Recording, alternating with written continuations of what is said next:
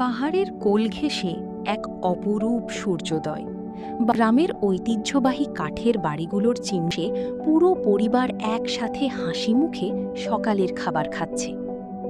বাবাও তার ছোট ছেলে সবুজ ধান ক্ষেতের ছোট্ট মেয়েটি একসাথে গাছে জল দিচ্ছে, চারপাড়ের খাবার রান্না করছে।